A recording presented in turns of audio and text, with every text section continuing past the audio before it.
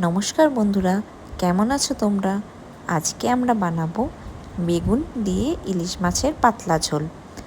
সেটার জন্য আগে আমি ফার্স্টে ইলিশ মাছটা ভালো করে ধুয়ে ওটাতে নুন মাখিয়ে রেখে দিয়েছিলাম। এরপর আমি একটা কড়াইয়ে একটু সর্ষের তেল গরম করে ওটাতে টুকরো করে কাটা বেগুনগুলো ভেজে নিলাম।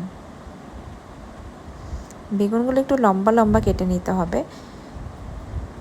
হালকা ভেজে সাইডে সরিয়ে রাখলাম।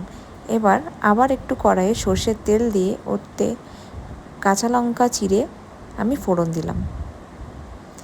এরপরে একের পর এক আমি মাছগুলো দিয়ে একটু এপিট ওপিট ভেজে নেব।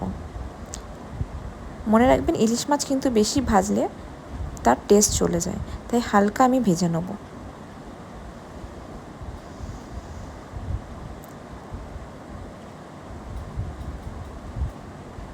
জাস্ট এপিট ওপিট করে আমি মাছগুলো হালকা ভেজে নিলাম। ব্যাস, এবার কড়াইটা নামিয়ে দিলাম। এবার অন্য একটা কড়াইয়ে একটু তেল গরম করে ওটাতে আমি একটু জিরে, নুন, হলুদ এবং কাঁচা লঙ্কার পেস্ট দিয়ে দিলাম।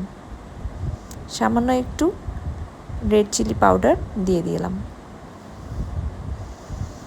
এবার আস্তে আস্তে মশলা আমরা কষাতে থাকবো যতক্ষণ না মশলার থেকে তেল বেরিয়ে আসছে। ভালো করে মশলাটা কষানো হয়ে গেলে ওতে আমরা একটু জল দিয়ে দেবো। ব্যাস, জল দিয়ে ফুটে আসলে জলে আমরা আগের থেকে ভেজে রাখা বেগুনগুলো দিয়ে দেবো।